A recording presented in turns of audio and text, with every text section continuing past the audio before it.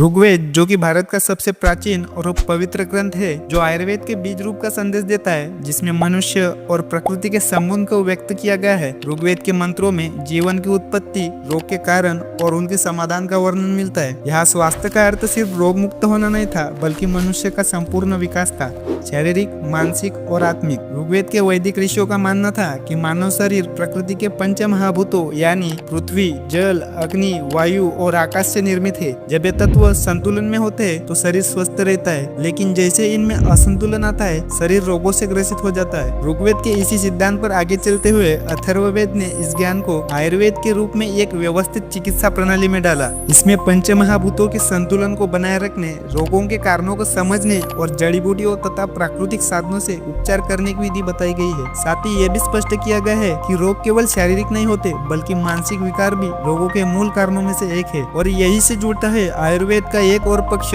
मंत्र चिकित्सा। आयुर्वेद के ऋषियों का मानना था कि जैसे शरीर पंचतत्वों से बना है, वैसे ही मन और चेतना ध्वनि और ऊर्जा के सूक्ष्म कंपन यानी वाइब्रेशन से प्रभावित होती है। मंत्र चिकित्सा में मंत्रों का उच्चारण केवल एक धार्मिक प्रक्रिया नहीं थी, यह शरीर और मन के वाइब्रेशनल बैलेंस यानी संतुलन को पुनः स्थापित करने का माध्यम था। मंत्र ध्वनि तरंगों के माध्यम से शरीर में सकारात्मक ऊर्जा का संचार करती थी, जिसमें मानसिक अशांति दूर होती थी और रोग प्रतिकारक शक्ति बढ़ती थी।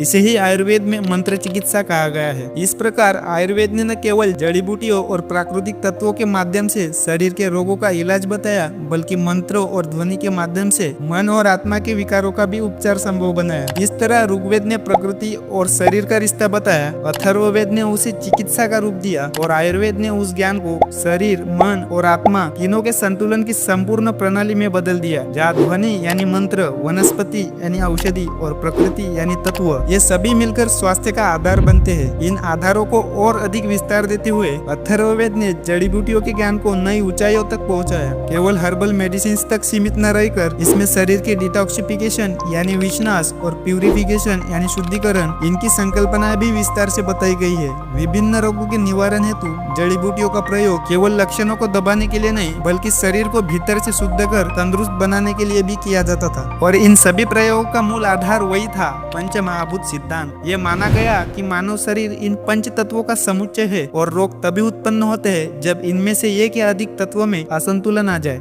इसलिए आयुर्वेद की संपूर्ण चिकित्सा पद्धति का उद्देश्य यही था कि इन पंच तत्वों का संतुलन बनाए रखना, जिसमें शरीर, मन और आत्मा तीनों में समरसता बनी रहे। इसी समरसता की स्थिरता को और गहराई देने के लिए आयुर्वेद ने अपने विकास के अगले महत्वपूर्ण चरणों को तय किया। अथर्ववेद में शास्त्रीय आधार और जड़ी बूटियों की विस्तृत जानकारी मिल चुकी थी, लेकिन इसके बाद आयुर्वेदिक ज्ञान को एक व्यवहारिक और व्यवस्थित शास्त्र का रूप दिया गया, जिसमें उपनिषदों और वेदांत की दार्शनिक शिक्षाएं आयुर्वेद में समाहित हुई, जिसके परिणाम स्वरूप मानव शरीर और मन के अंतरंग संबंध को और सूक्ष्मता से समझने तथा उसका उपचार करने की राह खुली। वेदांत की फिलॉसफी ने आत्मिक और मानसिक स्वास्थ्य को चिकित्सा के मूल अंग के रूप में स्वीकार किया, जिससे आयुर्वेदिक पद्धति में मानसिक शांति, ध्यान और आत्म अनुभूति की तकनीक जुड़ी। इस नए परिवर्तन से आयुर्वेदिक चिकित्सा केवल बाह्य रोगों के उपचार तक सीमित न रहकर आत्मा के उत्थान और मानसिक संतुलन को भी समग्र स्वास्थ्य का अभिन्न अंग मानने लगी। एक ऐसा दृष्टिकोण जिससे आयुर्वेद को आज भी